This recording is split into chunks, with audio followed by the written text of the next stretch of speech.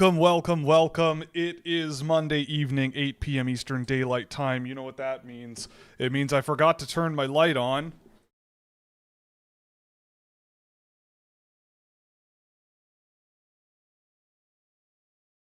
There we go. Cheap Chinese remote controls for these LED lights. Anywho, welcome to the show, everybody. It is Monday night. You know what that means, especially on this beautiful day, the April 13th. It's a beautiful day down here in Southern Ontario, and I dressed in my best. I got my Kirkland, what's it called? Kirkland signature sweater on, which can only mean one thing. It's rankings night, ladies and gentlemen, and everybody in between. It is available. The rankings are available through the link in the chat. You can check them out. You can peruse. You can look. Also, I will also mention I made the migration over to Streamlabs. I used to use Streamlabs like years ago, and I use OBS ever since. And now I'm trying to pivot away back to Streamlabs because I did kind of like it, and they had some cool features that I missed, and definitely not not entirely working one-to-one, which I didn't expect, but we're up and rolling. We're looking good. Everything seems pretty solid, so that's good. Avoid that feedback there. But anyway, welcome to the show. Yes, it's rankings night. So for anyone who is unfamiliar, I do NHL draft rankings. I watch these guys all kinds of times over the course of a season, and what we're going to do is we're just going to go through it tier by tier, from top to bottom, or bottom to top, whatever you guys would prefer. But anyway, we're going to get into this. Let's have a look. Let's see here. Let's see. How do I do this? We'll go screen share mode here. So the rankings are here. And let's just do this. So ignore who cares about all the writing, whatever. It doesn't matter. I just realized that this is not the full version, but whatever. So the full version is paywalled for subscribers. Obviously, I'm not going to show that live on camera to everybody, but if you want write-ups for every single player all the way down to the bottom of the list here, all the way down to the watch list, you can get that through any tier of subscription over at scouching.ca. But for now, you get the first 4 tiers, which are the top 30 on my list. So you can do full detailed write-ups on every single player if you want. You can see all of them and read to your heart's content and form your opinions from here. Exactly. Ignore all the words, kids. Ignore all the words. All right, so let's get right into this. We'll spend some time going through this and wait for you all to formulate your questions and hurl your insults my way. All right, but yeah, let's take a look. So top tier probably won't surprise very many people. Stenberg and McKenna here. These are guys that I've just seen recently. I went back and watched all my video that I've pulled on both of these guys. Going back to October when they started really playing. McKenna's case, it would be more like November. But I feel pretty good about these guys being 1-2. But honestly, by the end of the year, I feel like things might shift a little bit from here, even based on, I do really think that the second tier has really given the first tier a really, really good push, and it's going to be an interesting last little couple of months here. Stenberg obviously is not going to be playing anymore outside of his time with Frölunda, unless he goes to the World Championships. It's entirely possible both these guys go to the World Championships. That will be very interesting, and I'm sure every NHL team with any sniffing chance at landing one of them will be watching them at that tournament if they're both there. I believe McKenna is probably at least going to get an invite, and we'll see what happens. But for me, because I know the inevitable question's going to come, like what's the difference between Stenberg and McKenna that puts Stenberg ahead of McKenna? And in all honesty, it really just comes down to, a number of things, really.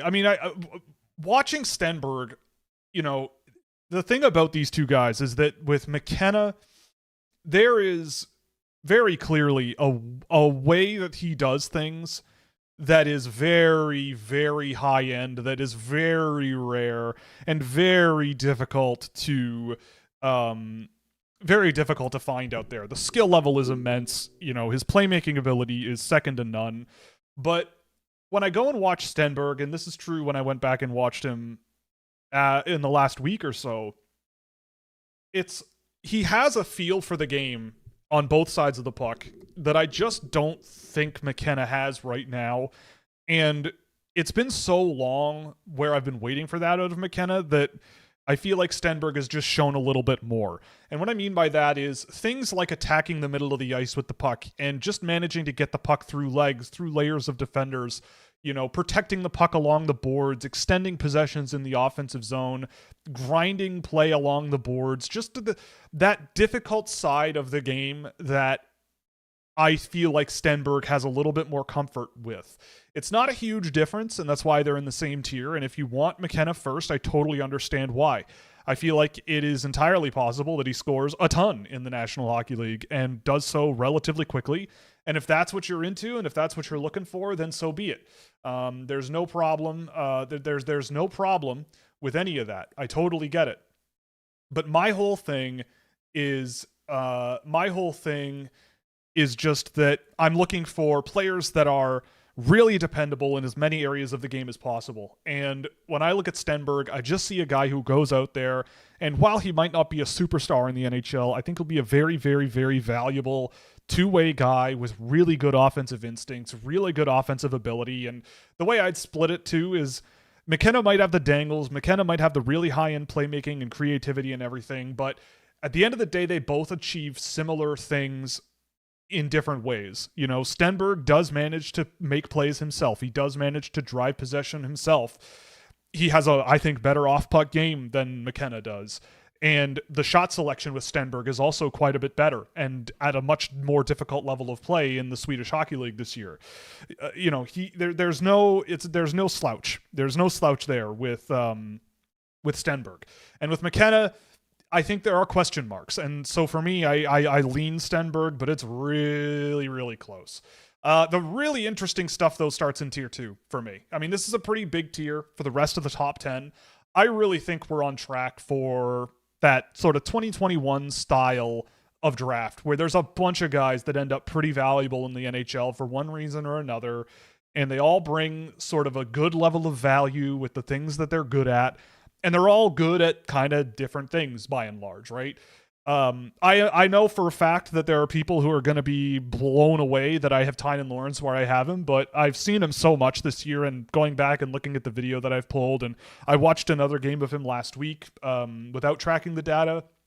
I feel pretty confident that he is one of the most undervalued players in the class. I mean, I've just seen him so much, and I simply refuse to just look at his point production and go, well, it was fun while it lasted. I guess he's a failure. I've said this a bunch of times, but we're in a new world.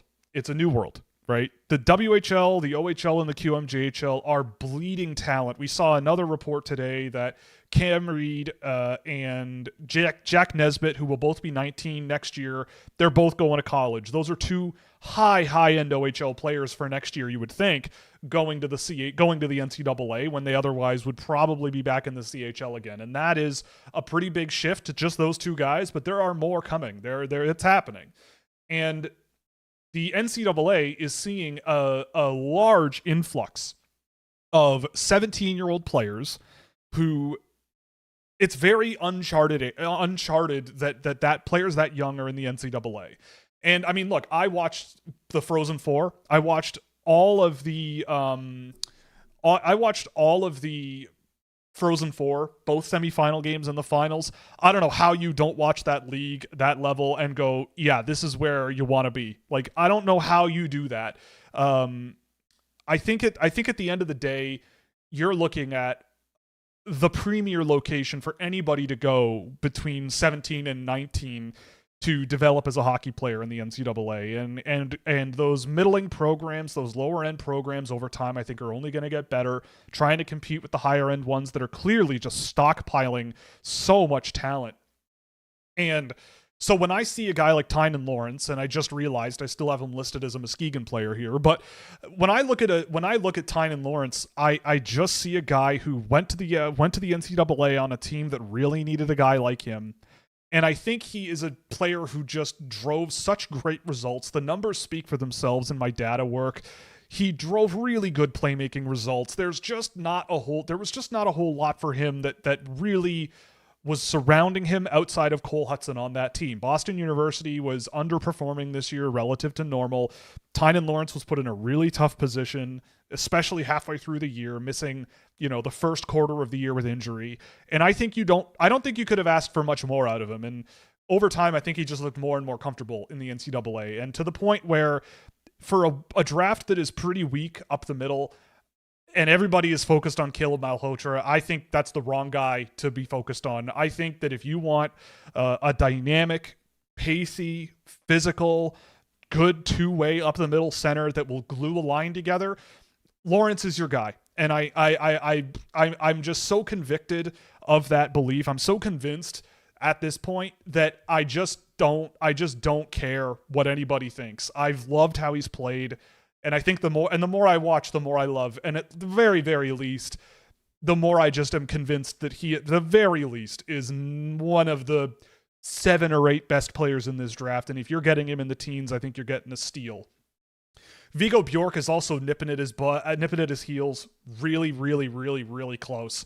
Bjork has come a long way this year from the beginning of the year. Even going back to last year, I thought he was a tough to project player. He's small. The skating ability was a question. He was playing center down in the junior league last year quite often, and I just didn't know if that was going to happen at higher levels. But here we are. He's playing first line center, or at least top 6 center for an SHL team. Not looking out of place doing it. A much, much better skater than he was 12 months ago, let alone 6. A player who is also quite young. A guy who probably isn't done growing either when you do your homework. I don't think he's done growing. And the smarts on him are pretty incredible. I really love what Vigo Bjork brings to the table. And I think for me, again, I've seen him as low as the teens, and I think that's, if you're going to be in a draft class where Tynan Lawrence, Vigo Bjork, and even a Mathis Preston are available in the middle of the first round through the late, maybe even early second round, I would trade down if I had a really high pick and just take everything other teams had to offer and just try to capture those guys in the middle of the round, because I still just cannot believe how they've flown under the radar, especially Bjork. I get it. He's 5'9" or whatever, but you don't notice when he's on the ice. And I can promise you that. You barely ever notice it. He's not perfect. I think there's room to grow there, both on the ice and physically. And that's not abnormal. And I think we're looking at a really, really intriguing development study there over the next few years. Albert Smits at number 5 is my number 1 defenseman, a guy who I've loved going back to last season. I first saw him at the under 18s and thought he looked really good for a Latvian team that really didn't look incredible. And he looked awesome. He looks really, really good. The first couple games I saw him this year were at the junior level in Finland, which was a joke to him. It was just not a good spot for him to be. He went to Liga immediately and played a ton on a team that was not very good. And his numbers and the track data for me is just so good. He's a guy who I think is very, very mobile, gets around the ice really well, monitors the ice well, jumps into the offensive zone at good times, has good puck protection ability. He's not short. He's a guy who has a lot of skill too. He's not necessarily this sort of uber high-end playmaker. He's not this uber high-end sort of skilled defenseman like Xavier Villeneuve, who we'll get to in a second. Yeah, I mean, Smits is an interesting one. I think that an NHL team is going to get a pretty good top 4 defenseman there. I've always compared him, to that Brent Burns type of defenseman who's a bit of a rover. He likes to go for a skate. He likes to go and do stuff. And sometimes, I don't think it very often burns him. His defensive numbers are quite good, all things considered. I think if he gets a bit stronger, he will be doing just fine. But then I've got Xavier Villeneuve at 6. I've seen a bunch of them. He can be frustrating, but if he hits, man, he's going to hit hard. Super skilled, extremely dynamic, extremely crafty and mobile, and just a really, really good overall player who just pins the offensive numbers in a positive direction, unlike so many other defensemen that I've tracked. I see him as a more advanced version of what Lane Hudson was at this age. I really don't think that there's a whole lot to really be concerned about when you sort of zoom out.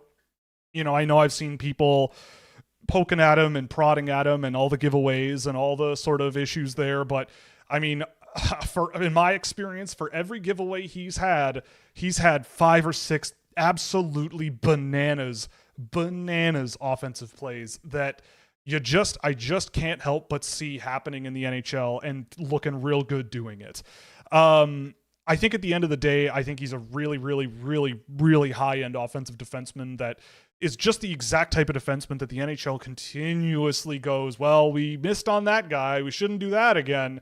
And then the next one comes along and blows the doors off and they skip him again. And, watching him at the under 18s last year, the Holinka last year, the under the CHL NTDP series this year, all of his time with Blainville, Boisbriand. The last game I saw was a little bit of a question mark for sure, but all in all, like start to finish, I mean, he's been really, really good. I've got one more game of his to track between now and the end of the year.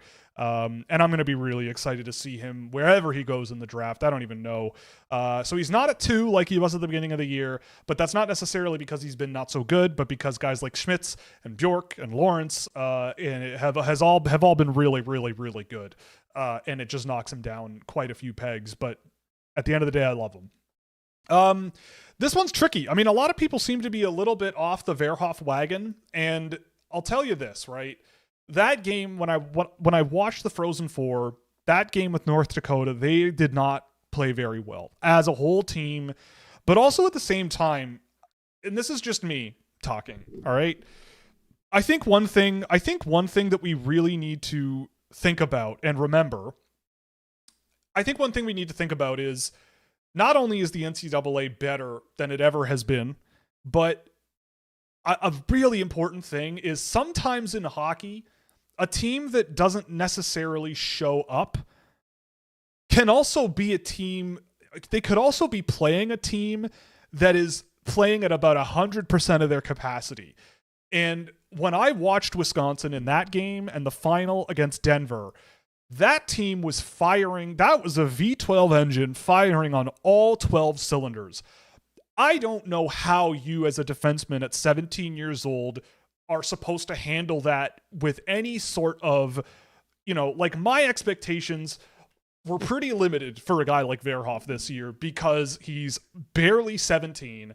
He's going to college. He's on a really good North Dakota team. They played him a lot. And I think, again, like it is a very different paradigm. And it's almost, look, I think about it this way, right?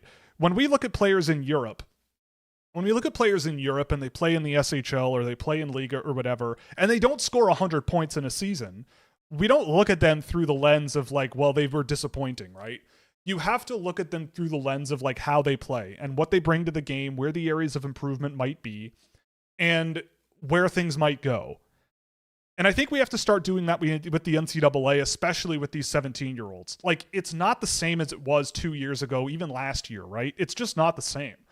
And I think it's a great thing for the sport, but I do think you really have to be careful if you're going to write off a guy like Verhoff this early in his career when he put himself into such a difficult position. Keaton Verhoff could have gone to the Victoria Royals and probably scored 90 points this year. He could have scored 40 goals, right? Who knows? And nobody would care. He might be 3 on people's boards instead. But because he challenged himself and because at times he did look a little overwhelmed, especially I would argue in that last game, that maybe if that's enough for you to get off the bus, then so be it. But when I watch Verhoff, I see a guy who has really good defensive habits in general. He covers ice pretty well. I don't think his skating in terms of explosiveness and and offensive jump, like, I don't think that's quite there yet. He's very pass heavy. He's very needs to think quickly and execute plays quickly. And that does open him up to vulnerabilities on forechecks and all that stuff. And that is where he struggled a little bit. But when you see him protecting the puck, when you see him with skill moves off the boards or the playmaking vision he has in the offensive zone, the shot that he has, which he, in my experience, very rarely used, which I don't think is a bad thing. It's all a really good package. And I think with Verhoff, I think if you're patient I think he'll be greatly rewarded with a very, very solid, efficient 50-50 two-way defenseman who has some physical tools. He needs to get stronger. But I do really think Verhoff is a guy who people are writing off awfully quickly, all things considered. I don't know. Again, I say this almost every show at this point, but I'm sure there's a lot of new people watching. I just really do believe that the NCAA is giving guys a real wake-up call of this is what hockey actually is like at the highest levels. And the CHL is, we see it all the time. Like you're seeing younger players trend into that league. There are rumors that the OHL and Q are going to lower the age of their draft to match the WHL, which lowers the age of the draft, even if there are the same rules in the WHL. Like that league is slowly morphing into generally an under 18 league. It might take a while, but they're getting there. And you're seeing a lot of 18-year-olds going, you know what, instead of going back, I'm going to go to college. And I think that's the right call. And I think it really affects the way the landscape looks. And I really do think that with a guy like Verhoff, he doesn't turn 18 until after the draft. He's got great size, and I think there's physical development left to go. I think he's got really, really impressive offensive instincts for a big guy. And I think he can make it work. You got to be patient, but he's got a long runway ahead of him. A lot of these other guys are a lot older, right? Schmitz and Verhoff are quite on the older side. Same thing with Chase Reed. But I think Keaton Verhoff in a year, like Verhoff would be a freshman next year. So you're going to have to look through the lens of like, if you drafted him from Victoria this year and sent him to North Dakota next year, what are you kind of hoping to see out of him? Right?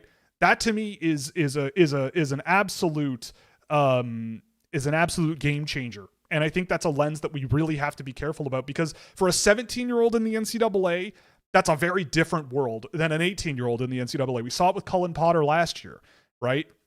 So you got to be really careful. And with Verhoff, I'm leaning into that thesis pretty hard, but I've seen him a bunch and I'm pretty confident.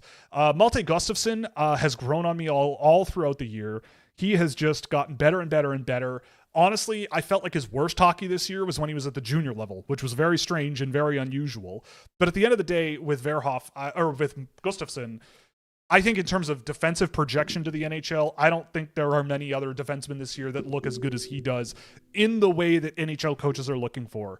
Stick first defense with good physical with a good physical ability to erase guys along the boards, good gap management, good lane management, all kinds of good things in his game, good habits, bits of skill, and lots to really, really like. I really, really think that Malte Gustafsson is also, he's a young guy, very, very skinny.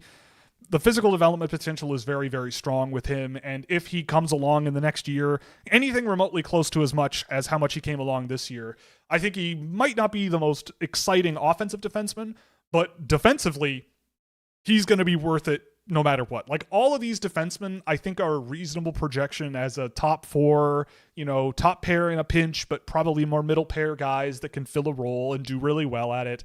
And Gustafsson, I think, will be the guy that just sort of floats along and plays 1,000 games and you never really notice, but he's just really effective. Pick your favorite defenseman that's kind of like that. And he kind of reminds me of that guy. Chase Reed at 9. I like Chase Reed a lot, but I do think that he is a little bit more limited than is being led on. I think in terms of rushing the puck up the ice outside of Villeneuve, he's probably the best one at it. Just the misdirection, the skill, the edges on his feet, the ability to shake off opponents and protect the puck. It's really high end with him. Again, similar to Verhoff, but maybe not as strong of a playmaker, just the way he's able to look off guys and make plays inside and just drive good offensive results. I like a lot of what he brings to the table, but the issues sort of come in the defensive zone for me with Reed and his willingness to really drive a lot of offense through point shots, which I don't find are immensely threatening. They're decent, but I wouldn't say it's a hallmark of his game that's likely to blow the doors off the league. So at the end of the day, I like Reed, but I feel like at the point where I would draft him anyway, like I'm pretty certain that I would rather have Gustafsson, Villeneuve, Bjork, Lawrence, all these guys, and they're probably all gone after Reed anyway. But I think if you really like him, I can see why. I just am a little bit more limited on what I see out of Reed, and I think I see a little bit more downside there than I think a lot of other people do.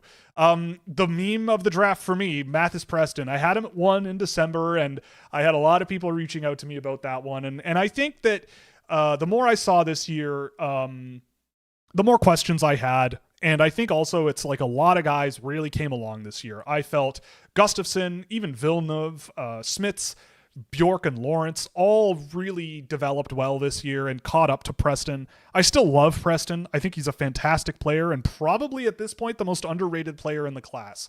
You know, the skill, the in terms of like players in this draft class that have the potential, not certainty, but the potential to be superstars in the NHL, that list, it's not very long, but it's probably like McKenna, Preston, like maybe Villeneuve. Like in terms of pure excitement and offensive ability, offensive skill, Preston is the guy. He is an incredible combination of speed and skill. He's a better playmaker than people give him credit for. He is a fantastic shooter, even if his shot selection is a little bit questionable. His defensive game, I really would want to interview him personally and get a good gauge on, you know, capturing that competitiveness out of his game, where I feel like there's a lot of moments in his game where you just wish there was a little bit more engagement because he's capable.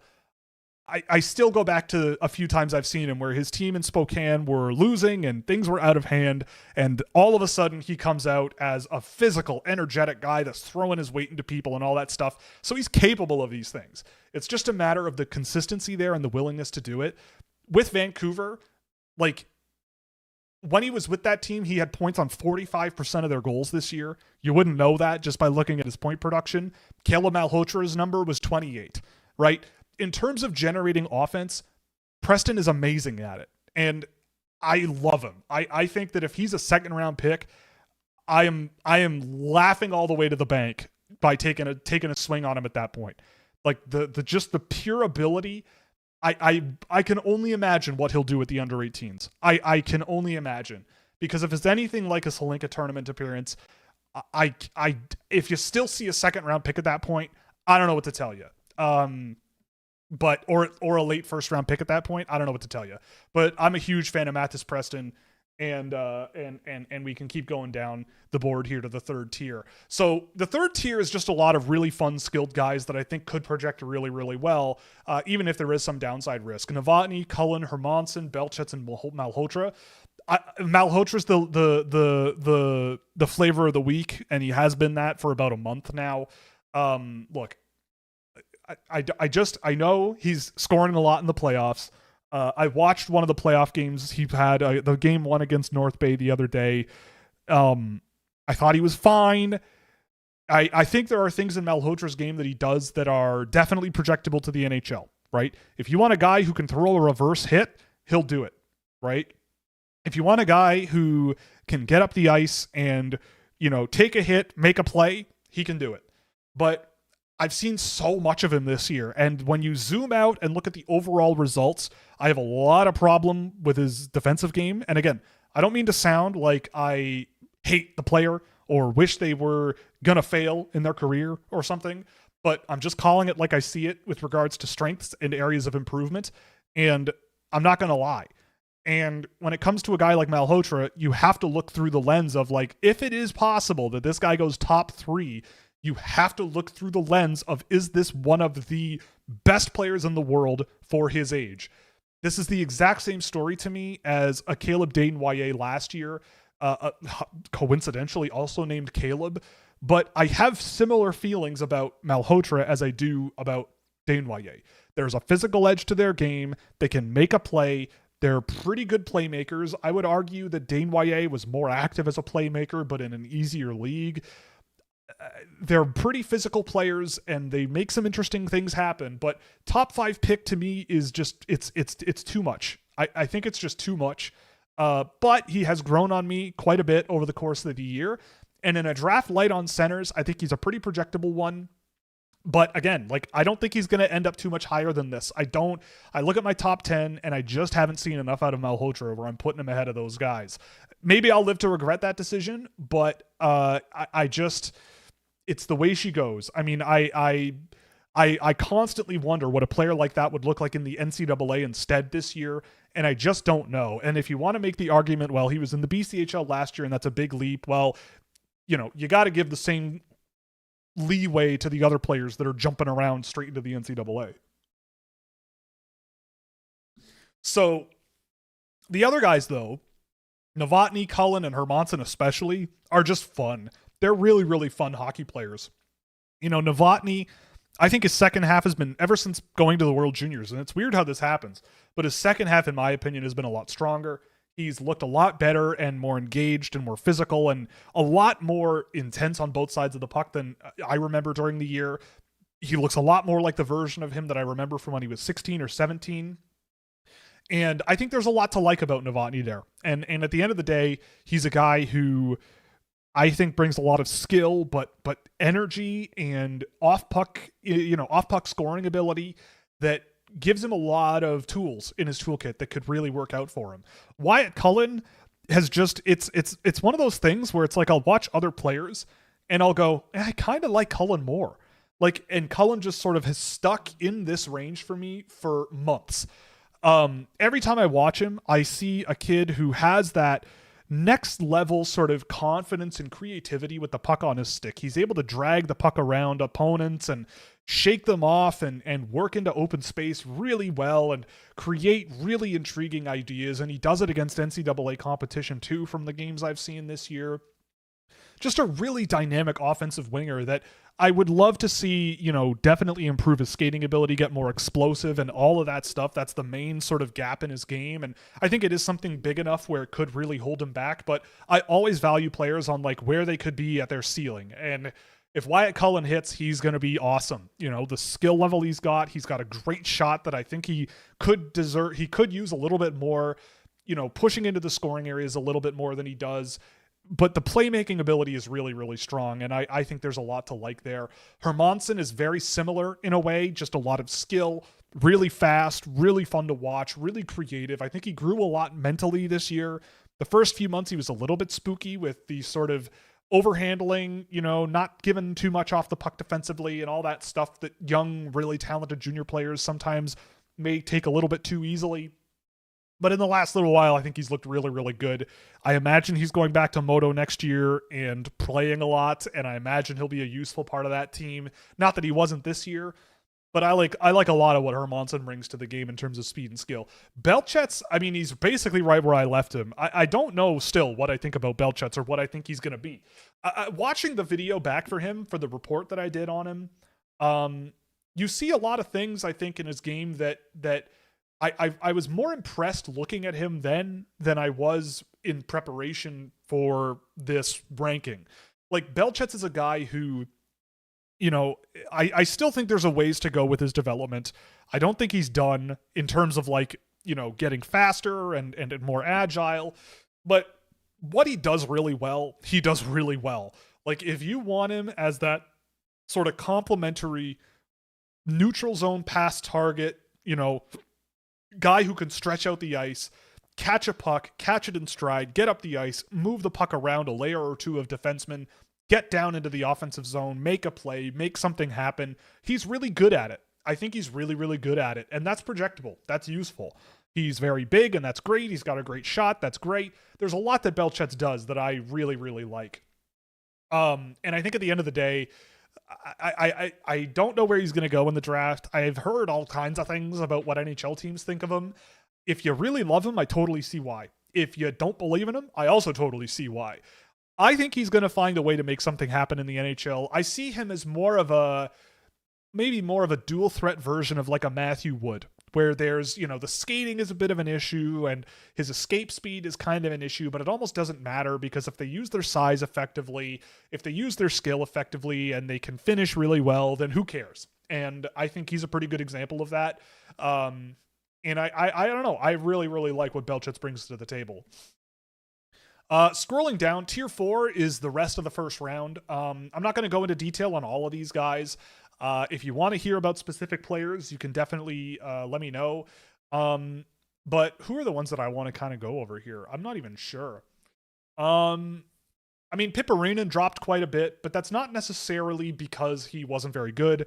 It's just that, there's a lot of defensemen in this range. Him, Golier, I'd argue Carroll's, Lynn maybe, and Hulkinson.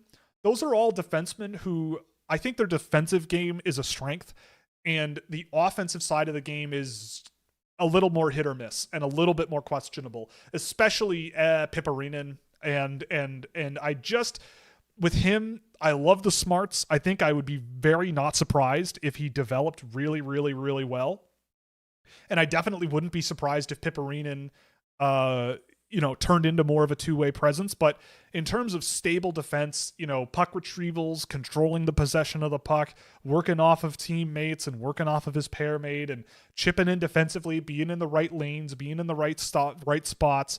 He's really good at that stuff. And I've really, really liked Piperinen this year. So even though he's dropped quite a bit relative to December, I'm not super concerned about it. I think he's looked pretty darn good. Someone mentions Blale. Blale, yeah, I mean, I've watched a lot of him. I've mentioned this on the show before, but with Blale, I watched a lot of Cole Hudson in the last couple of months, watching a lot of Tynan Lawrence and a lot of Boston University, and watching a Tommy Blale, I kind of see echoes there where, in terms of aggressive offensive defensemen who push into the offensive zone, they're aggressive, they challenge guys, they're deceptive, they're shifty, but they always are trying to keep things in motion as much as possible. Could Blale get to that kind of a Cole Hudson level player in 4 years or something? I bet it's possible. I bet it's possible. With Blale, though, I think the bigger issues, though, are I think he is this sort of dynamic, high skill, high ceiling defenseman who I've had people reach out and tell me I'm wrong on this, but I've watched so much of him and I just still feel like his defensive zone and defensive rush play is really, really questionable. You can chip and chase around him too easily. You can beat him down low too easily.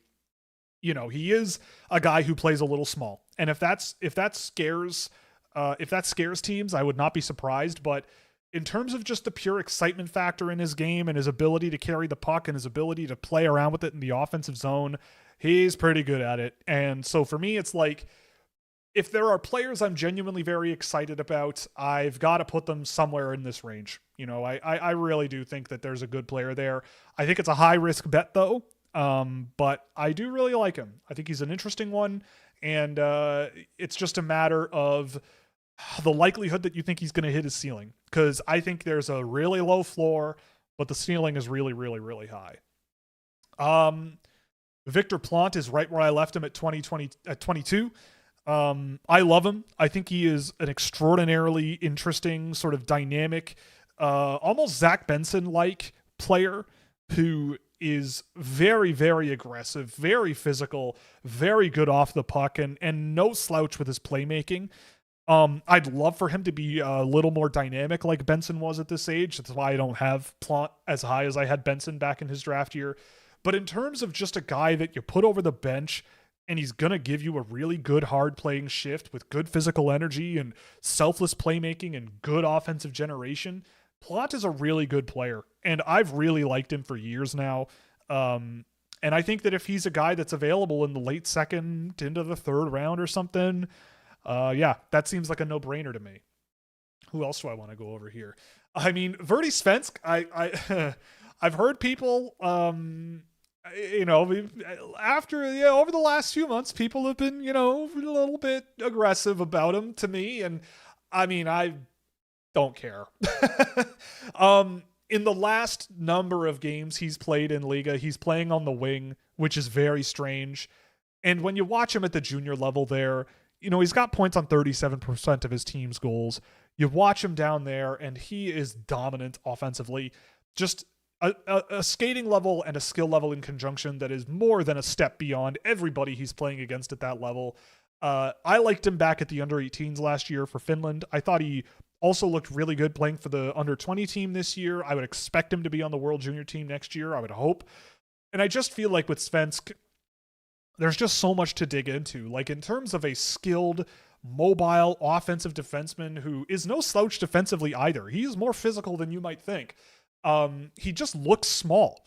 He's not really that small, but he looks thin and I just feel like that can trick you because when I watch Svensk, I see a really impressive player with a ton of skill, some really good offensive ability. Honestly, that last couple of games he played on the wing for his team in Finland, he looked like a winger. He did not look like a defenseman that was out of position and a little overwhelmed and all that stuff. I thought he looked really impressive as a winger in a men's league, and that's not easy to do. So, it's really strange. He's a really strange case study, but I am betting on the fundamentals in his game. If he's a guy that's third, fourth, fifth round at this point, you could do a lot worse, I think. By the way, shout out Farm Boy. I believe this is their Clementine carbonated beverage, and it's like orange Fanta, but it doesn't make you hate yourself, which at 35 years old is very important. I must throw that out there. It's really good. So if you're ever in a Farm Boy, check it out.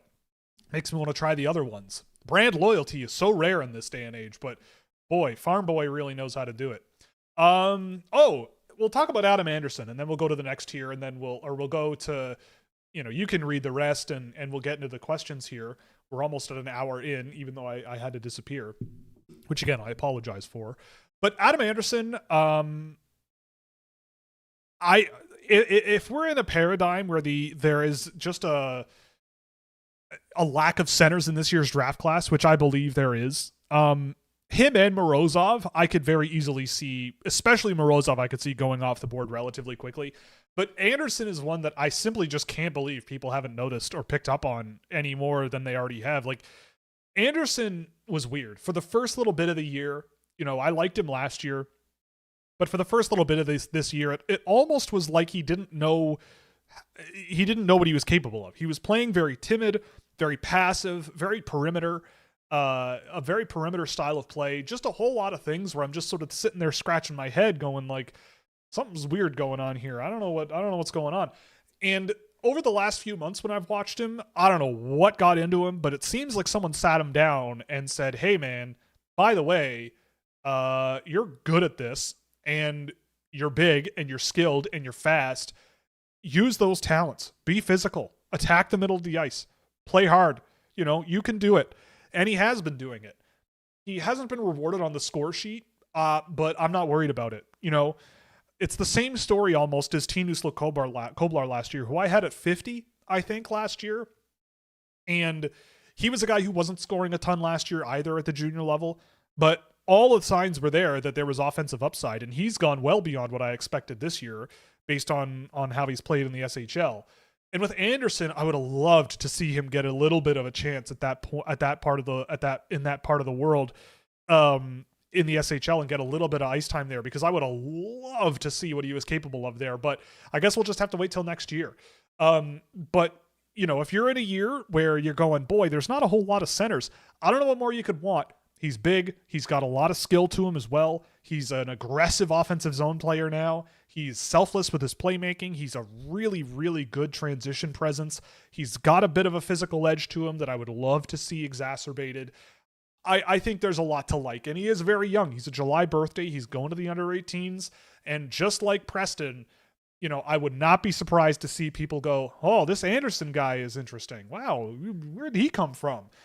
Because he just looks like a guy an NHL team would really, really like. And people, I don't know what the deal is with him, but it seems like people are still sleeping on him. But that's a guy that I've really, really liked.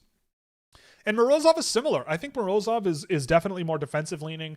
I don't expect a whole lot of stuff out of Morozov, but whenever I watch him play, I finish the game and I go, yeah, I'll take that guy on my team, like, and I don't mean that like flippantly or disrespectfully. I legitimately watch him and I go, you know what? Like, there's not a whole lot of like, and then what in his game, but what he does well is that sort of physical side of the game. He's a pretty good skater that monitors up the middle of the ice really well. He can move the puck okay. There's a lot of things that are in his game that are just good. Nothing incredible, but at the end of the day, I think with a guy like Morozov, an NHL team is going to get something out of him. Is he going to score more than 30 points in a season? I don't know. I don't expect that. But I think you're going to get a pretty valuable defensive center who can definitely play a physical role that you definitely need in this day and age. And I think he could be pretty good at it. So I'll let you peruse the rest. Again, if you want full write-ups on every single player in this list from top to bottom, you can go to your subscription page and get your subscription. And at any tier in the blog for supporters and partners, you'll get access to the full write-up for everybody, and you can read my thoughts on absolutely everybody, all the way down to Alexander Grunin. So yeah, all in all, I think this is a very intriguing draft class.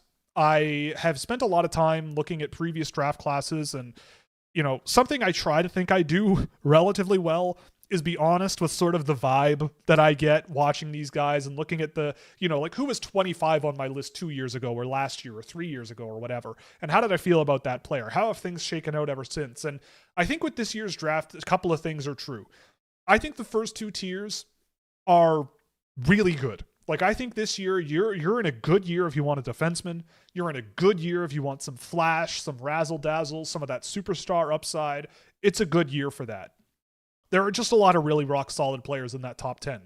Beyond that, there's a lot of fun skill. There are some players that I think definitely could project really, really well if things go well.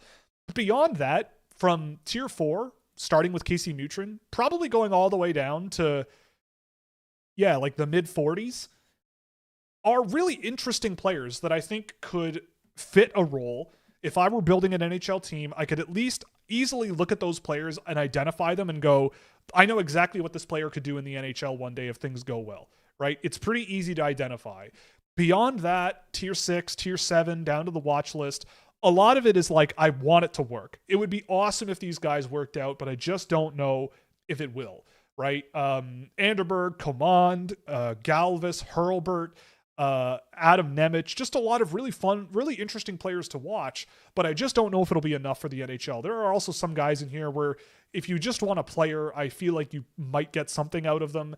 Maddox Dagenet is definitely one. I could see him going in the first round and being a decent pick there. I feel like his game is a little bit limited, and it'll be interesting to see what happens to him over the next few years. Ben Macbeth is another one where I don't know about his ceiling, but there's a really good floor of just sort of boring but effective defenseman there. It's just going to be a matter of if it'll work in the NHL. But there's a whole bunch of these guys in this range that I'd love to see it work, but I have some level of doubt, especially once you get past guys like Scherer and Alla Lowry. There's just doubts there with those guys, but it's still, I think, every name on my list with a number next to it are guys that I would be in some way excited to draft, right? There's something about them that makes them intriguing enough for me to pull the trigger on them, right? Even down as far as like, Axel Brongel Larson or JC Lemieux. JC Lemieux I'm looking at now, maybe I should even have him higher, but I feel like he plays a very high risk projection style of game, but he's a player that I've really, really liked. So this is a draft where it's like, if you're drafting in the top 2, I mean, I'd get on the phone and go, what would you offer me? And I mean, I think you could do a lot of damage if you lose the lottery, but you have a lot of draft picks in the top 100. Yeah, you could do a lot of damage. This is a good year to have a lot of draft picks, scattershot what you've got, scattershot what you're looking for, and try to get a little bit of a whole bunch of different type of player, because I think there's a lot out there to poke at. And I really, really like this class. It's been fun to watch them so far this year. I don't know if it's like they're going to be like this historically good draft class that everybody looks back on and goes, wow. But if guys hit their ceiling, it could be a really good one. And for a lot of guys, even if they don't, it's still probably going to turn out to be pretty good, because I think there are a lot of guys that someday, somewhere, some job, somewhere, they'll find a way to make a living in the NHL, right? So let's go back home here. So yeah, those are the rankings. Again, if you have any questions, I'll catch up on the ones that have already been asked as I untangle my headphone cable here. I've rolled over it in my chair here. And now I have unplugged my headphones. My safe space headphones.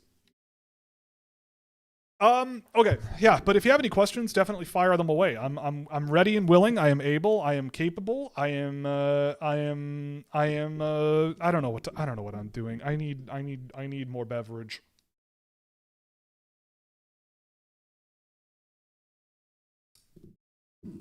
I'm sorry to break the hearts of people who wanted players in a certain range.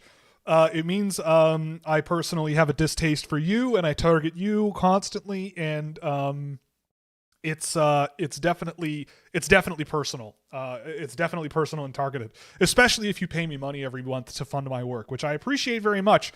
But you're a target automatically. So I apologize, but I apologize to absolutely nobody. Uh, I'm kidding. Thoughts on Rowan Henderson? That's a name I've heard a lot. And I'm not gonna lie, I haven't seen much of him. So I'm gonna do it. I'm gonna do that.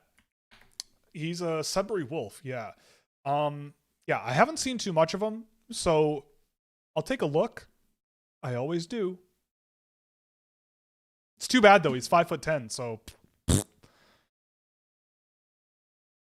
mean, if he's like a Kevin He swing, then I'm all for it. I would love a Kevin He. We all love Kevin He in here, and if he's Kevin He, it's a little unusual. He's an 07, half a point a game, but Sudbury was not particularly amazing this year. I'll check him out. Thoughts on Rick Dhaliwal reporting the Canucks could take Malhotra at 3. Well, I mean, I could also win the lottery, It's a very convenient way to say a thing. Look, he's the media guy, right? Think about what the job is of the media. The media is there to make you look at them, make you pay attention. And it's been very, very well reported. I mean, it's obvious. Manny Malhotra is in the organization. The kid's dad is in the organization. They're gonna get a chance at picking him, right? Four Canucks staff were at a game watching him play in the playoffs the other day. It's very convenient to say that that's what is in the cards. And, I'm sure that someone told him that he is part of the conversation, right?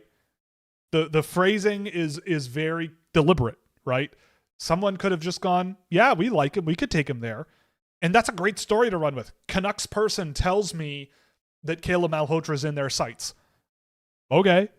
That could change in a week. You would be, I mean, I don't know. Maybe you wouldn't be. I don't know you personally. But in my experience, you would be shocked at how much things can change between now and the end of the year. Shocked. It is far beyond, we are nowhere close to the end of the line here. I know a lot of teams around this time of the year are really seriously filing down their lists and all of that stuff because guys are stopping their games for the rest of the year. You don't want to get too biased in the wrong direction or something. And I get that. But yeah, things shift all the time. Things shift constantly. But look, the formula is there, right? Especially because he's on a super team. He's playing teams that are just nowhere close to Brantford's abilities. I've seen a few games of his from the playoffs this year, and he's, the games I've seen, he's playing with Banach and Cooper Dennis, and those are the guys that are doing a lot of the scoring with him, right? He's obviously scored some goals, he's scored some points. Obviously, I'm not saying that's not happened, but when I watch him play, that's a great unit to have out there on the ice. I mean, Adam Banach has been outstanding this year for Brantford. And I just am spooked. I might, this is going to be the gamble that I'm making that I might regret in 5 years, but I am spooked by the Canadian Hockey League, man. I just see the way these guys are scoring. I see the way other teams are playing. I see the difference between the best teams and the worst teams. And it's just, I haven't done the math, but it just feels more staggering and wide than in prior years. Maybe I'm wrong. Maybe I'm a hater. Maybe I'm whatever. But it just doesn't sit right with me. And I just don't know. I think it's a risky play. In especially in like a guy like Malhotra's case. But again, it's not like I don't like him, right? Like it's like Dane Wyatt last year, where it's like you want to take him top 5, by all means, go nuts. Brady Martin top 5, by all means, go nuts, but I see them as more of guys in the teens, right? Good third line center, somewhere in the teens, at maybe back half of the top 10. But in this year's class, with all the great defensemen and the high end centers like Bjork and Lawrence, it just pushes Malhotra down for me. I've seen so much of him. If he goes at 3, then he goes at 3. And if it works out, then fantastic. But I haven't been able to get on board. No matter how hard I try, no matter how many times I look, no matter how much people tell me to go look again, I just haven't seen it. I don't understand the hype around Reed and Carroll's. Reed is a parking cone in the D zone, and Carroll's is a fine second pair defenseman. I agree. On Carroll's especially, I agree. I think with Reed, I agree with that sentiment defensively for him.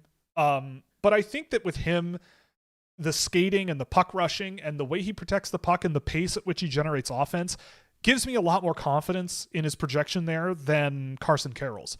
Carroll's is a smart, capable defensive player. He, I think, is one of the more intelligent physical defensemen out there. He doesn't seem to overcommit too much. It's good anticipation. He has a good ability to read the game.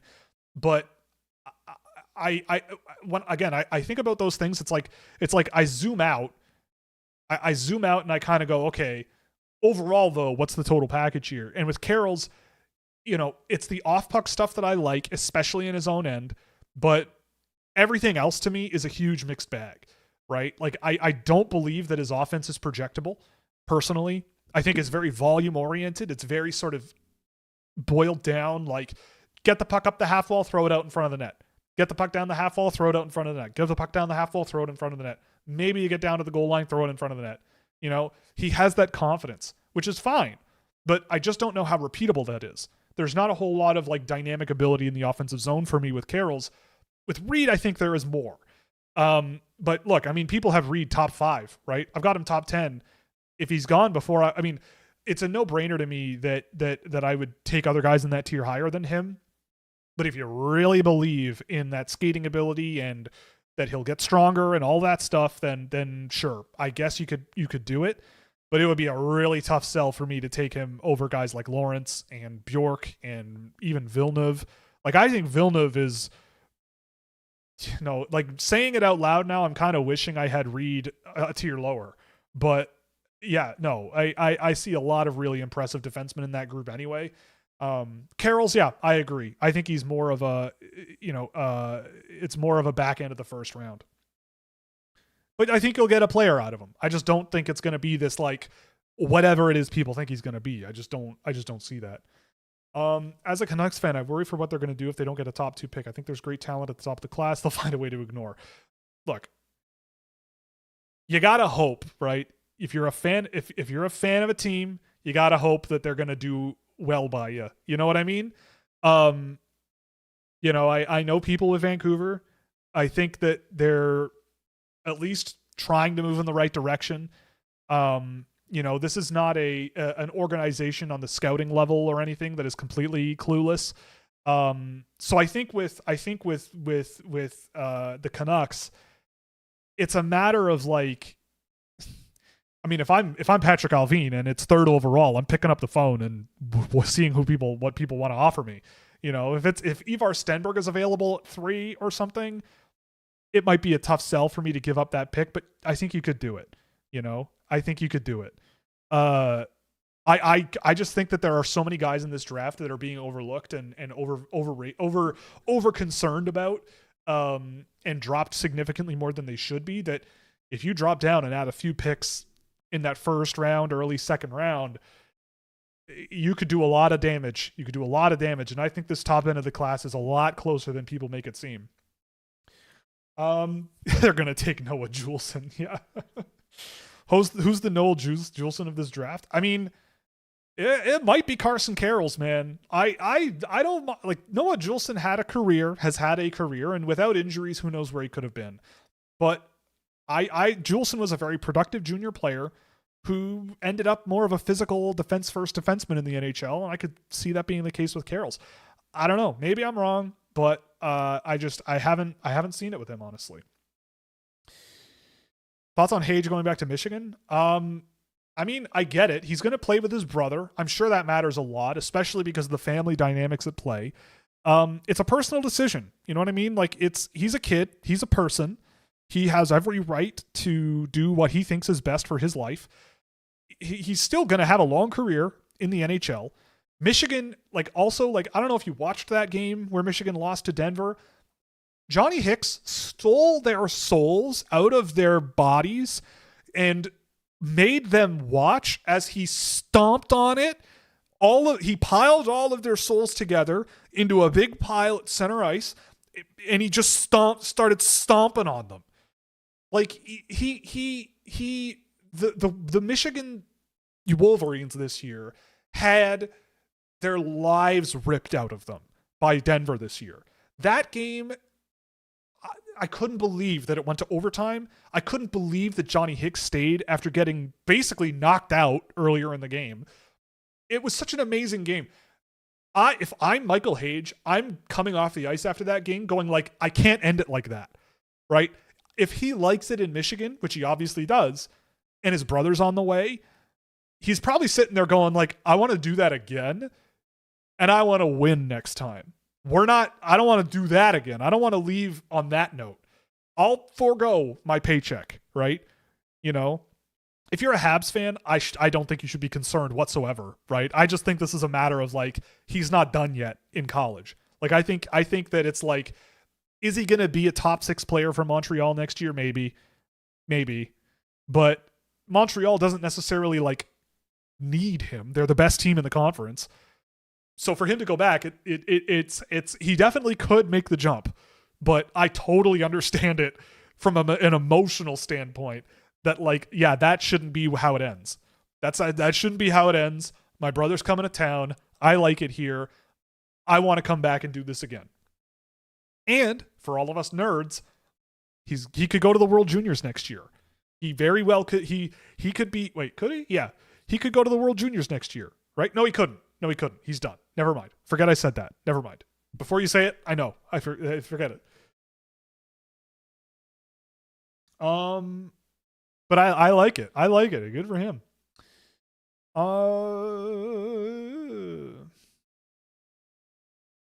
The Flames, I could see picking Bjork as well.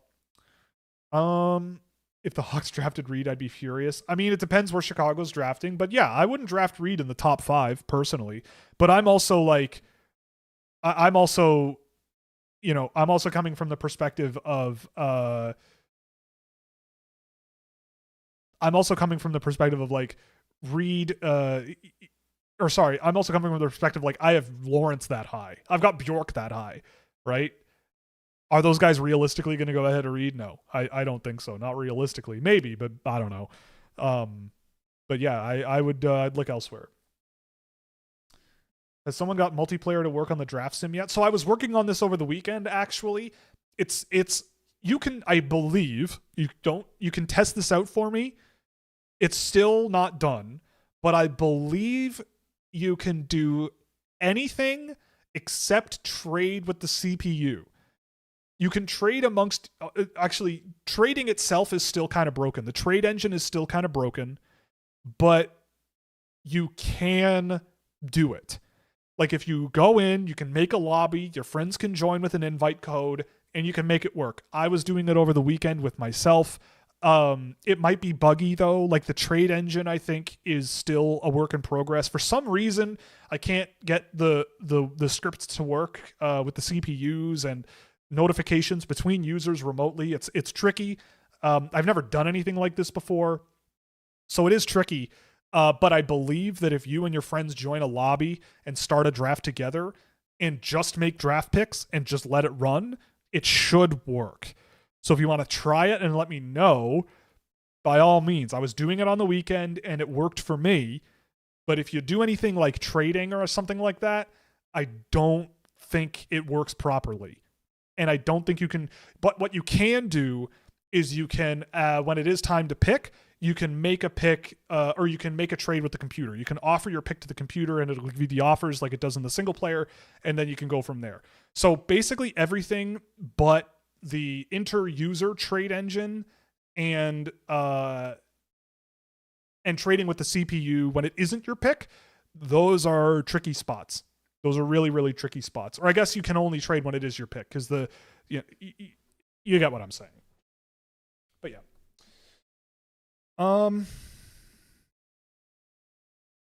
It's cool that Potter's transferring. Yeah, I mean, look, I am not a personal fan of what is obviously happening here in the NCAA, where there is a lot of championship chasing going on.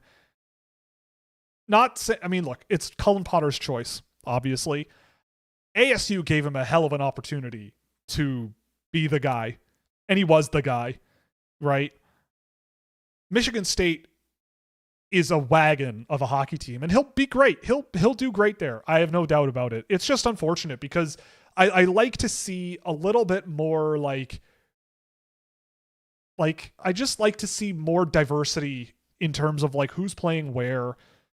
Obviously, that's just me and my preference. If Cullen Potter goes, I would much rather play for Michigan State than ASU. No offense. I'd go, okay, fair enough. Enjoy yourself. I hope it's worthwhile, But I just have to hope that over time, more teams become places that players really want to go and stay at the high level of the game. But I'm sure Michigan State fans don't mind because he'll be quite good there. Do you see Lawrence or Bjork being better if both hit? Well, they're next door to each other in the draft, and I feel like at the end of the day they could play similar roles. I have less concerns about Lawrence's skating than I do about Bjork's, or at least his escape speed, his ability to escape pressure, work through pressure, all those things. But Bjork is a very smart player. He is a just a much better, like he grinds himself to the net a lot more than Lawrence does off the puck. Gets a little bit better scoring chances than Lawrence does, but yeah, I have Lawrence edging him out ever so slightly. I go back and forth on them all the time.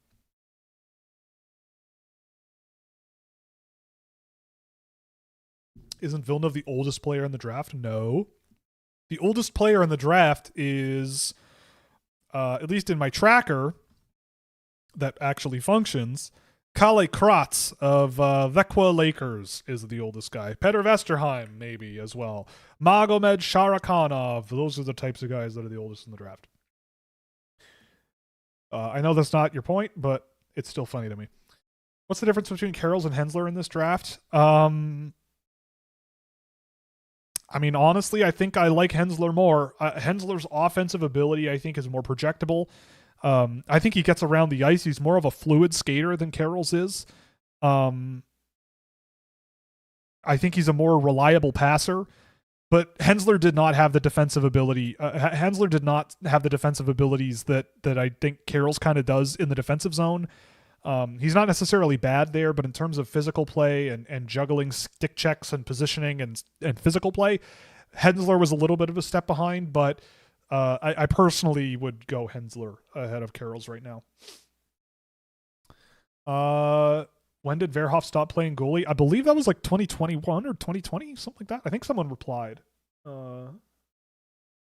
Yeah, 2021, something like that.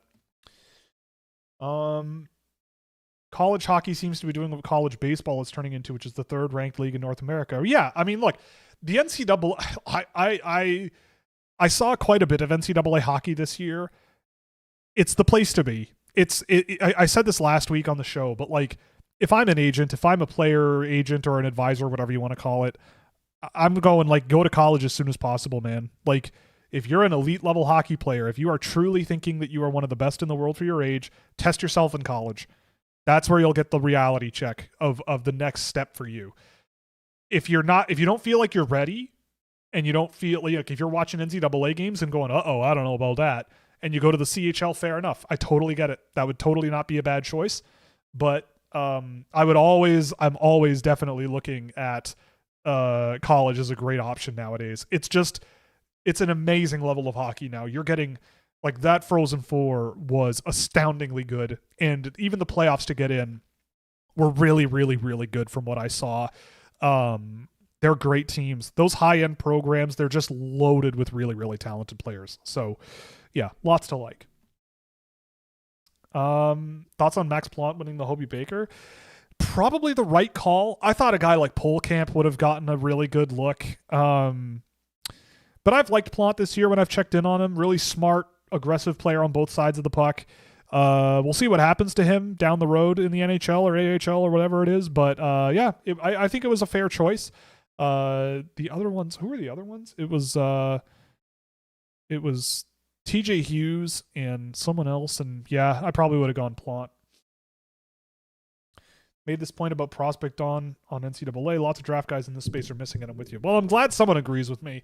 I think the gap between the NCAA and the CHL has widened exceptionally. And honestly, like, I think the USHL is floating under the radar too. I think people are underrating how good that league is too. It's very much a college prep league. There's no dilly-dallying there either. So I think the paradigm is changing. What are your thoughts on Bilecki? I think he's okay. I haven't seen enough of him to like be absolutely certain. I should probably track him before I write him off, but just one of these guys where it's like he hasn't, like, I look at the bottom names on my list of defensemen and, you know, like I watch guys like Ta'amu and Keane and Braden Thompson and Ola Palme, and with Bilecki, I just don't know if he's there. Could the development could really help him. I just don't know about like the skating ability projecting. He's got a bit of skill, which is nice. He's got some room on his body to fill out for sure. We'll see. I don't know. My thoughts on him are pretty limited. Are there two players you watch and were like, if these two were the same player, they'd be the best player in the draft? That's a great question. Probably Gavin McKenna and Ivar Stenberg. Maybe Keaton Verhoff and Xavier Villeneuve, something like that, if you want a defenseman, or Villeneuve and Gustafsson. Lawrence and no, not that. Yeah, something like that.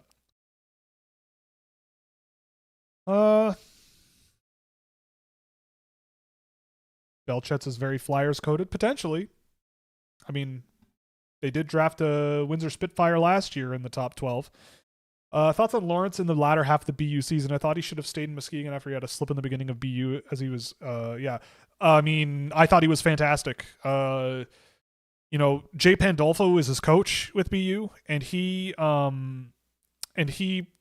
a lot of nice things to say about Tynan Lawrence down the stretch, man. He had a lot of nice things to say about Lawrence down the stretch, and I believe him. He's a huge team player. He's a huge team guy. A guy who I really liked what he brought to the table. I mean, look, the way I see it is if you're going to write a player off at 17 years old, not saying you're doing this, but I'm seeing it. If you're going to write a player off at 17 years old because of how they play in the NCAA, but if they had stayed with Muskegon and scored at that pace for the entire season and they're in your top three, then you have to keep them in your top three, right? Because, like, he's getting an experience that if you genuinely believe that what he does in the USHL is really his true abilities, but then he goes to the NCAA and you change your mind all of a sudden, like, I just don't believe that that's, I just think that you have to think about that a little bit more. I do think he got a lot better down the stretch of the year. I don't even think he was that bad in his first few games, honestly. I watched a bunch of them, and for a guy just starting in the NCAA after 13 games in the USHL, missing a chunk of the season with an injury, yeah, no. And he's going to be at the under-18s. I don't know. If it's anything like the Holinka tournament this year, him and Preston are going to run the table again, which they did. What about Gashelov or Sisoyev at center? I don't really like either of those guys. I just don't. I don't see NHL players there, honestly. They'll probably get drafted, but I don't see it.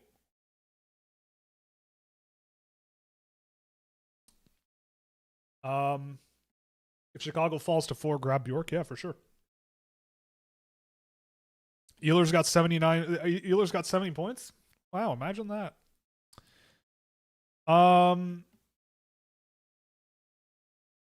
What's the beverage of the day? I explained.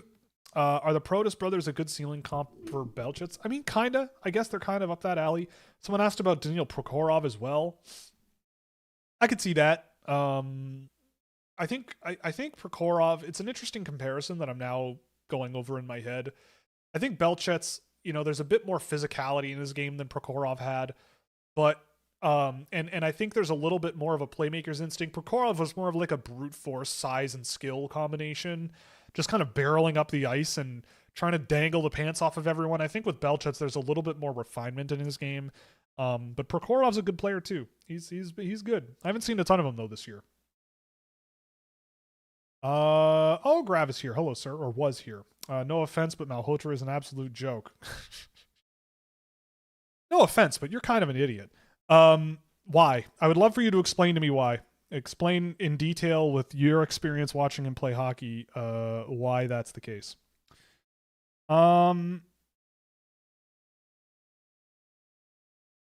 Yeah, I mean, like, look, like with Malhotra, again, you have to look beyond just the fact that he has a lot of points this year. I have so much like I'll show you. You know what? I'm gonna show you. What's his name? Malhotra. There. Oh, nope, wrong button. There it is. Yeah. Oh. There it is. Malhotra. Like, there are things in his game that are good, you know? Like, it's undeniable there are things in his game that are good, but there's also a lot that you wouldn't expect to be as much of a work in progress as it is, right? Like, I can't highlight on the screen here, but his defensive numbers by and large are not great. He does get involved in defensive cycles pretty well. He doesn't waste his shot attempts, which is also good, but he's not generating a tremendous amount of offense at 5-on-5 overall. He's not generating a whole lot of offense at 5-on-5 in my experience, and when he does, a lot of it is off the backs of the guys that he's playing with. I think that overall, you know, and he's also like losing the possession battle. I do a lot of work tracking games against guys, against teams that are actually good, and in the OHL, like I just think that watching Malhotra pound the crap out of the North Bay Battalion, who are just not the Brantford Bulldogs, it's a risky place to put yourself. And I understand it's against the norms, but like I felt the exact same way about a Caleb Desnoyers last year. Same thing with Brady Martin. People adored these guys. They were right in your backyard. You see them all the time because they're in the Ontario Hockey League, and everybody talks about them. They got a magnifying glass on them all the time. They got the bloodlines, all that stuff. Right. Fair enough. Right. But I just see a guy where it's like I think he's one of the 20 to 25 best players in the world for his age instead of 3, right? Like, I don't know. I watch a lot of them, and I watch a lot of other players too, man. And if I'm wrong, I'm wrong. But I think there's some questions there. But maybe you're right. Maybe it is just rage bait. Which guys do you think the Carolina will be high on in the second and third rounds? Yeah, Rubrek for sure. Let's see. Who was good when they were 16, but maybe is going to be available in the middle of the draft? Dagenet, perhaps. Bowie, perhaps later on. I don't know, man.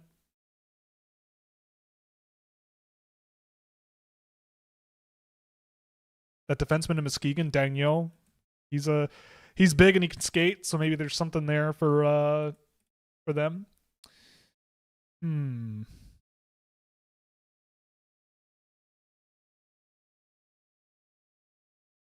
don't know.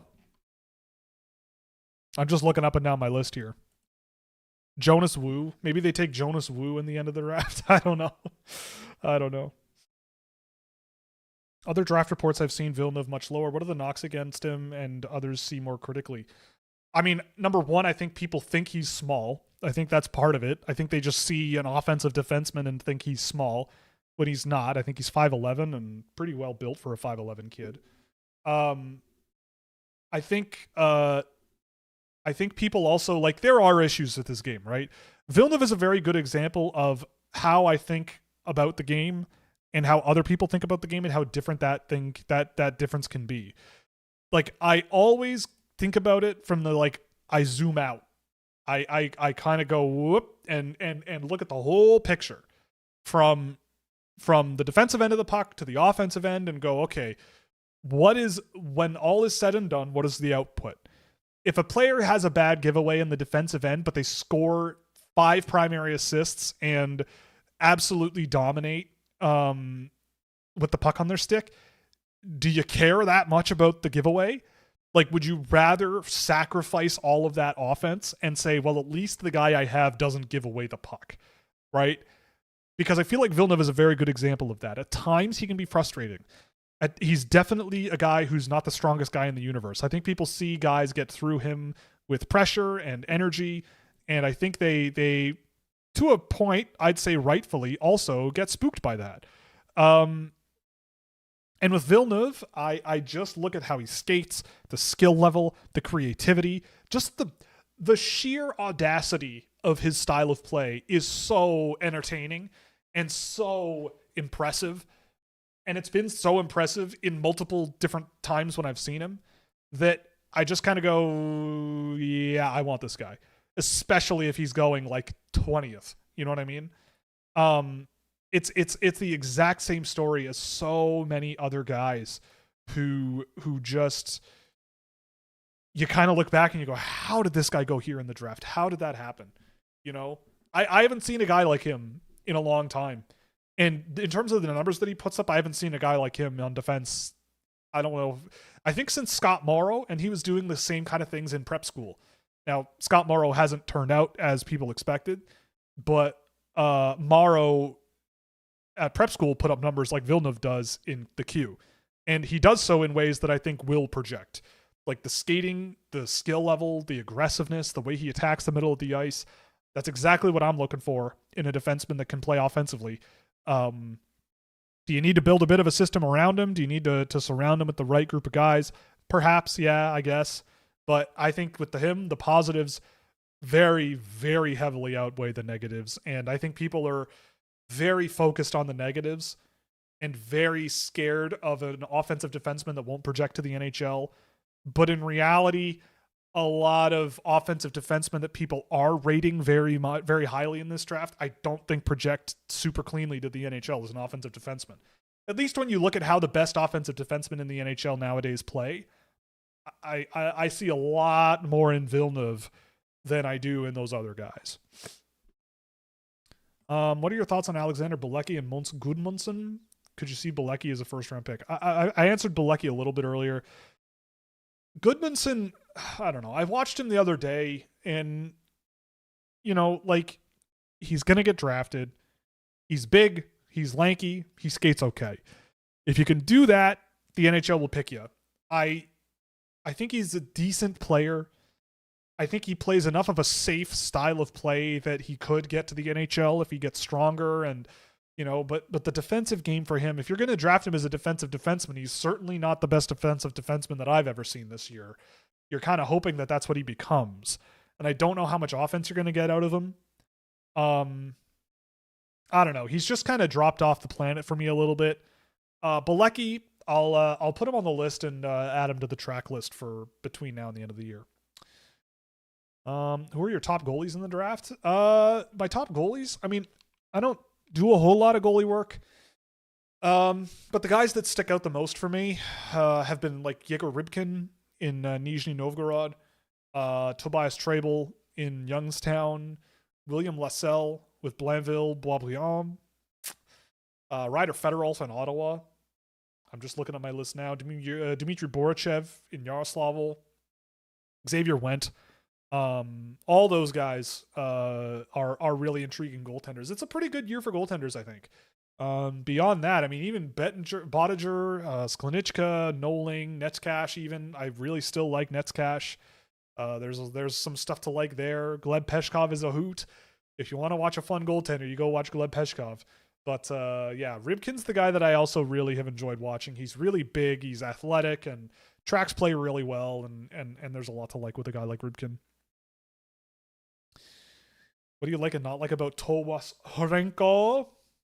Okay.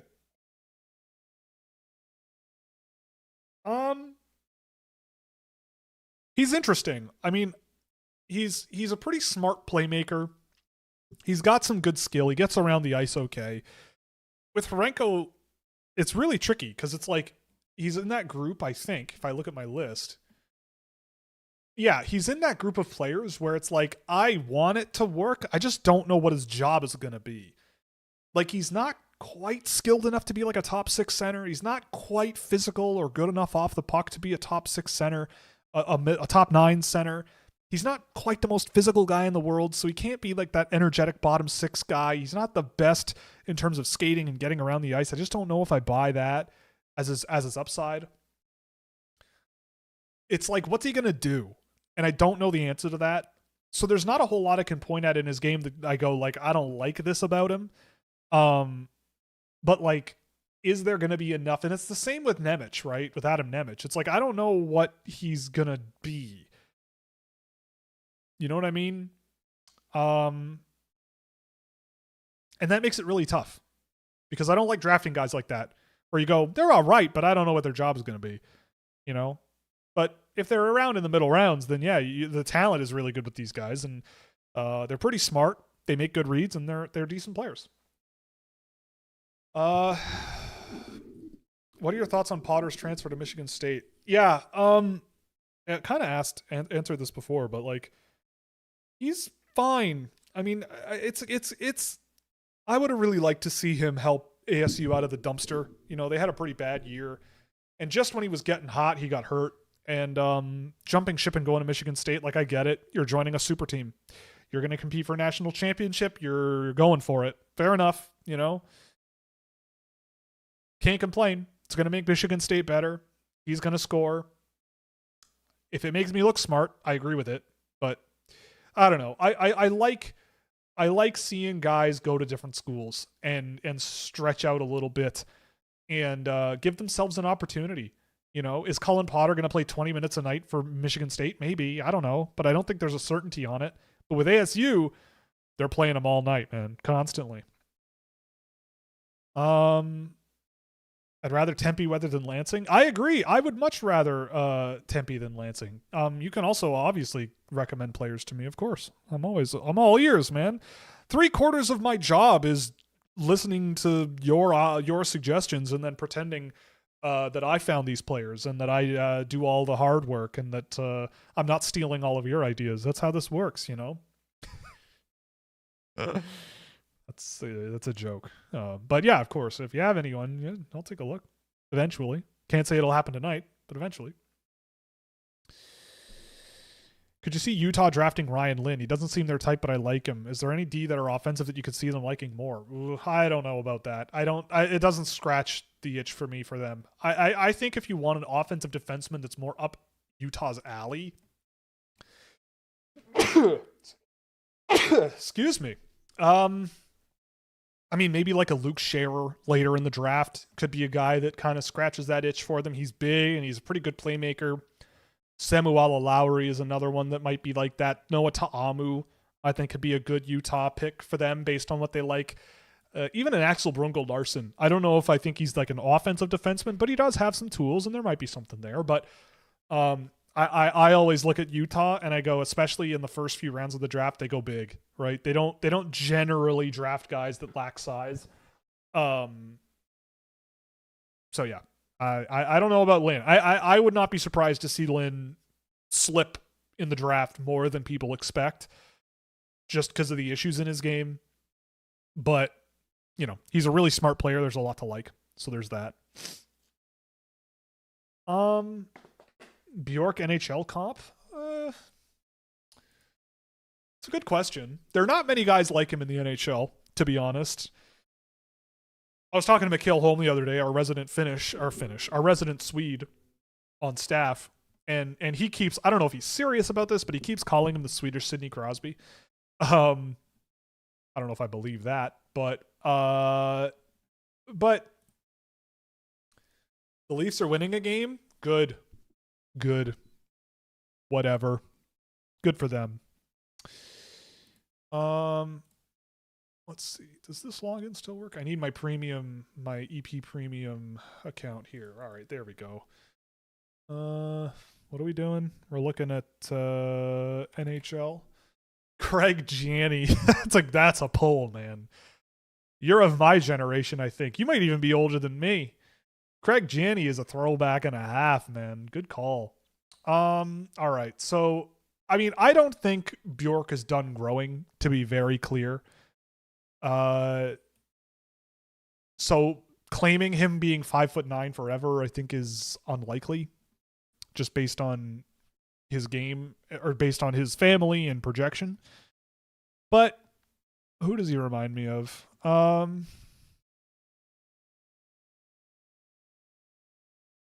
It's hard, man. I don't know.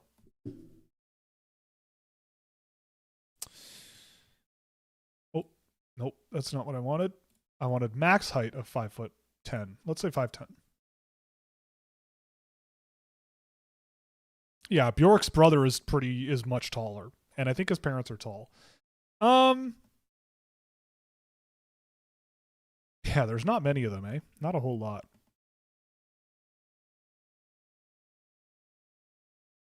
I mean, he's got a bit of that Berkeley Catton to him. It's hard. There's not many guys like him in the NHL, but that's also like I think a selection bias where it's like if the NHL believes that guys like him can't work, then they're not going to play guys even if they would work and they would try. So it kind of creates a self-fulfilling prophecy, I think. But I just look at how smart he is, how aggressive he is, how good of a forechecker he is, and I think there's a lot to like there. I feel pretty good about projecting him as a center in the NHL. I don't know about Ben Kindle. I see where you're coming from. Like, it's kind of up a similar alley, but I think there's more jam in Bjork's game than Kindle for sure. Bjork goes to the net. Bjork is a grinder at times. He's no slouch, man. He plays bigger than he is, and I like him a lot.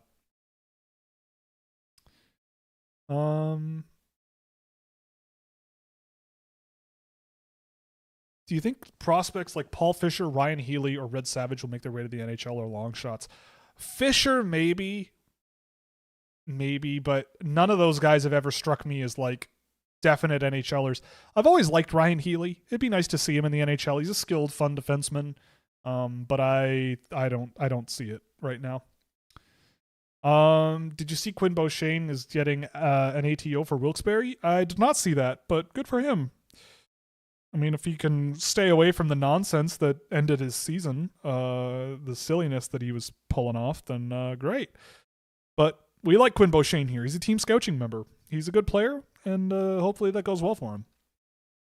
I feel really spooked by these offense-only defensemen. My sentiment is with those types is, why aren't you a forward or a center? You're that good. I mean, I see your point. I mean, again, I look at defensemen and always think about them from the defensive end out as a priority, right? Unless the offense is really, truly that spectacular. Like, look at all of the defensemen in the NHL that when you watch them play, you go, holy smokes, I wish we had that guy, right? Matthew Schaefer, Lane Hudson, Quinn Hughes, Cale Makar. Like, all of those defensemen are exciting to watch and offensive, but also can play decent defensive hockey as well. Lane Hudson has gotten a lot better in that regard this year anyway. Right? Like Rasmus Dahlin, he's good defensively as well, but he is a very offensive heavy defenseman, right? Erik Karlsson. Are you going to say no to an Erik Karlsson? Are you going to say no to these guys? I wouldn't. You know what I mean? And those guys have all had really great careers to this point. Can you win with them on their own? I don't think so. But you do need other stuff on the team to round things out. And I think, though, that those guys are like foundational pieces. And with a guy like Villeneuve, like when I look at the guys in this year's draft class, the defensemen, especially at the top end, like the true guys that I go, these guys are going to be offensive defensemen, period. It's like Villeneuve, Svensk, yeah.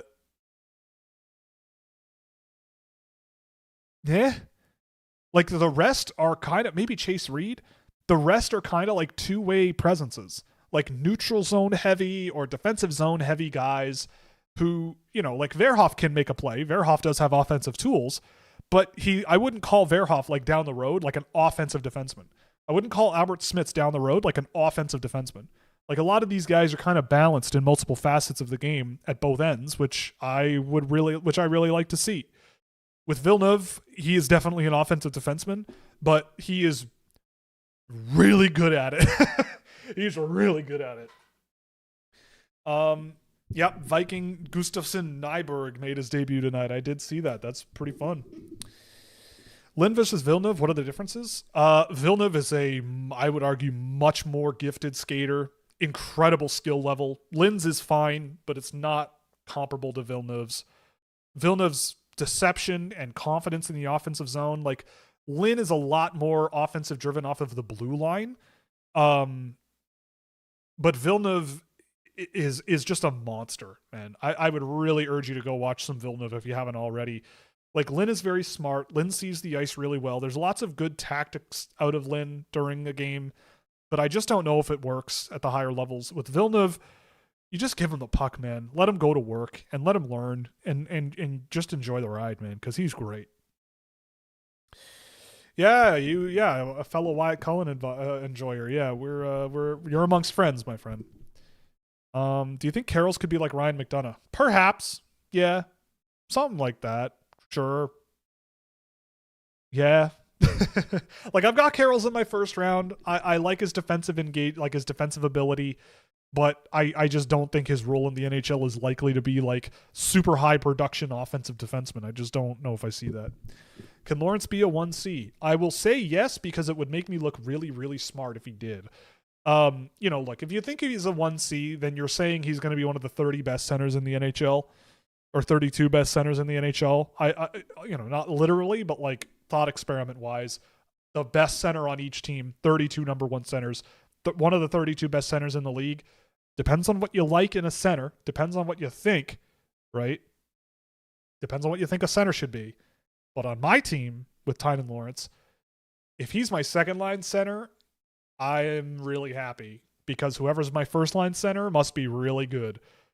Like, I think in a pinch, maybe Lawrence could play there, but I'm not going to put those expectations on him. I think I think you're getting a second line center there who drives play really effectively, makes everybody around him better, and maybe you have a first line center there, maybe, but I would be more than happy with him on my second line. Yegor Lazarev. All right. I'll look. I'll look. I also got to write down Bilecki so I don't forget. I watch a lot of classic hockey. I was watching Game 4 of the Stanley Cup Final between Philadelphia and Montreal in 1976 the other night. It was one of those things that I'm sure you can relate, but it's like, I should be in bed. But I'm going to click on this video that's 3 hours long, and what can you say? And then the night disappears, and the next day you're a miserable mess of a nightmare of a human being. But that was really fun, because watching the Habs in that era, yeah, they rock. They were really, really good. You go, it's so funny, like watching guys in that era, and you're like, yeah, I could see how Guy Lafleur would be one of the GOATs at that time. Yeah, I could see it all these guys just rocking on the Montreal team. And then you look at how Philadelphia plays, and you're just like, okay, yeah, it was like the kind of end of one era of hockey and sort of the beginnings of another era of hockey in a way, like not 1-to-1, but like during that game, Philadelphia ended up in the box. Philadelphia ended up in the penalty box 30 seconds into the game because I forget his name. Is it Dave Schultz? Is that who it was? Went into the corner against a guy and punched him in the back of the neck.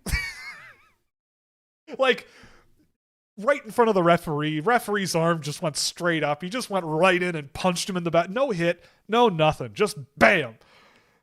It's like, what are you doing? Like, but the commentators were like, well, that's how you set the tone in a game. And it's like, bro, they're down 3-0 in the series. Like, they're going down a man against the Montreal Canadiens down 3-0 in a series. Like, this is an awful thing to do right off the start of the game. Like, what are we doing? Yeah, I don't know. But it was funny. It was really funny. But I love watching classic hockey, man, especially in the summer. It's really, really good. Maybe we should do some scouting reports on vintage hockey tapes. See what I got a lot of things to say about Paul Coffey, man. You watch. What do you think of Michael Hage's decision to go to university? I mean, I talked about it earlier. I'm not going to hold it against him. I said this earlier, right? I'll put it this way. What just happened to him in Michigan? he had his soul ripped out of him and ripped in half and smashed on the ground in front of his face. I can understand why he might want to go back and finish the job and do better next year and win that game.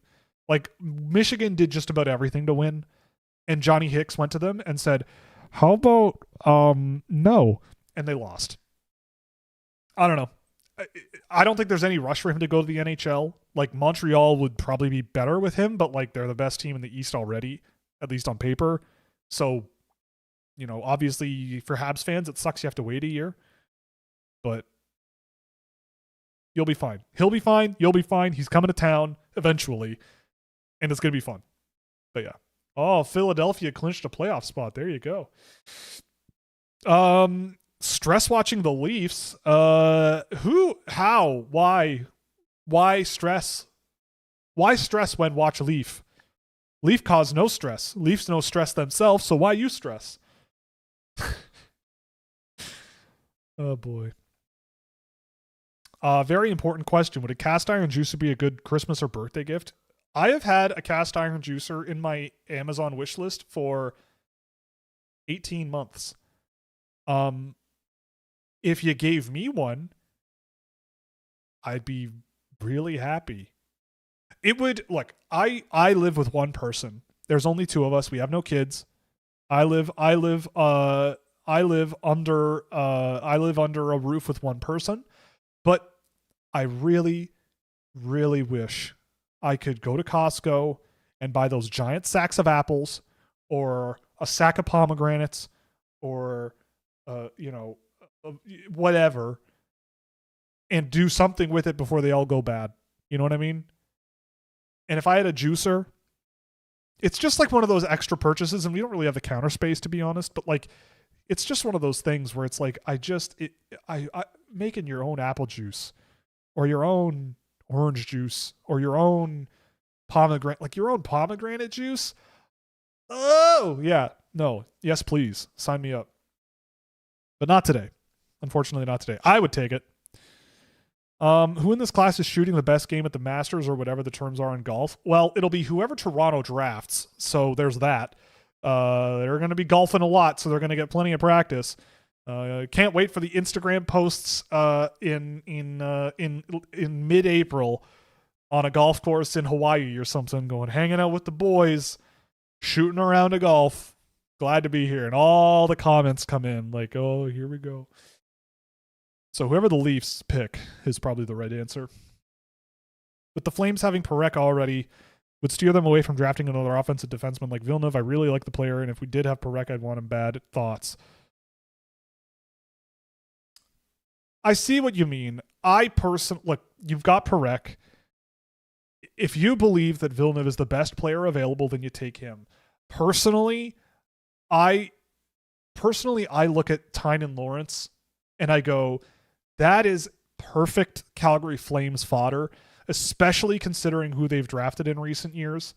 Like, the idea of him sharing the ice with Matvei Gradin or Ethan Wittenbach, for example, or whatever, yeah, you'd be okay. I think things would be fine. I personally also have a little bit of hesitation about Parekh, but he'll get there, I think. I think I would look elsewhere with him, with Villeneuve, unless all five of my top guys are off the board. I think Schmitz would be a great Calgary Flame. A lot of guys. There's lots of guys.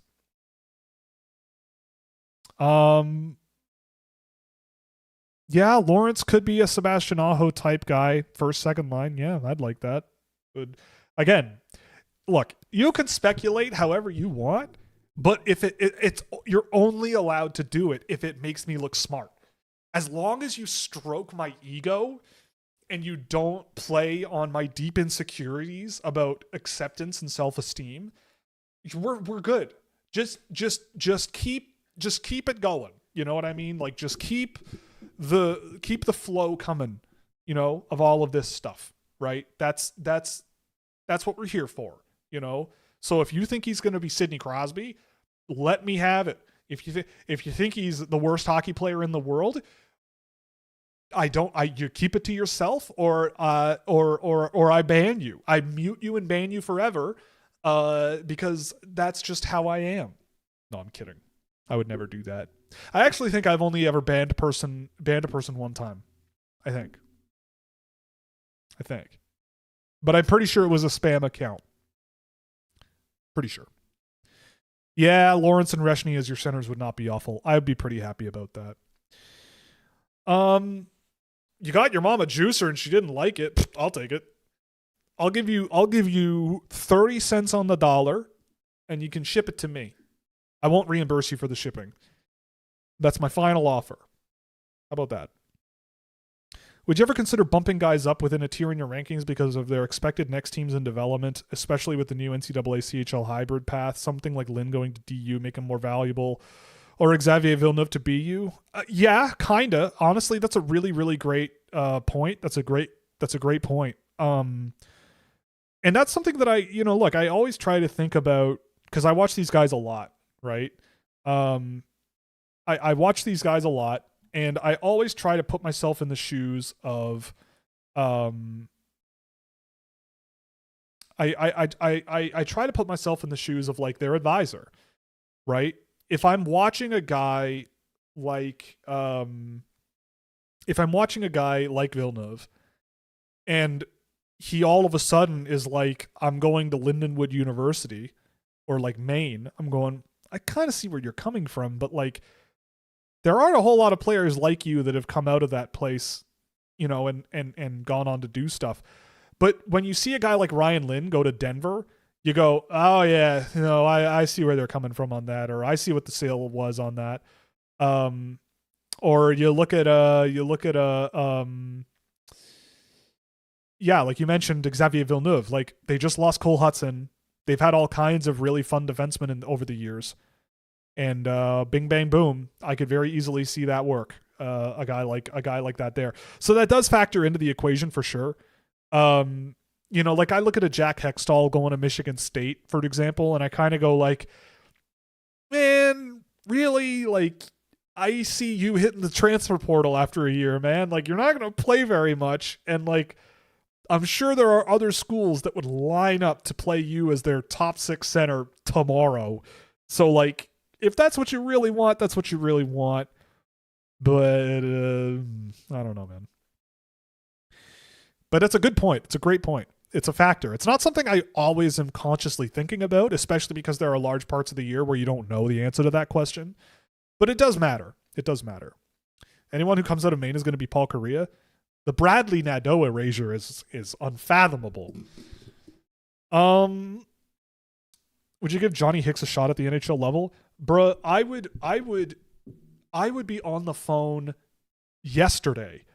Well, I'd be on the phone the night that game ended with his agent or whatever and be like, look, I've had my eye on Hicks. I said this in a tweet, but he was on my watch list in 2023 when he was first eligible, I think. Was it 2023?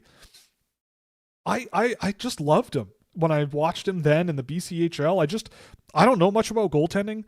And he was small, and that's always a factor. But like, you look at the track record that he's had and the history in his career, it's just unbelievable.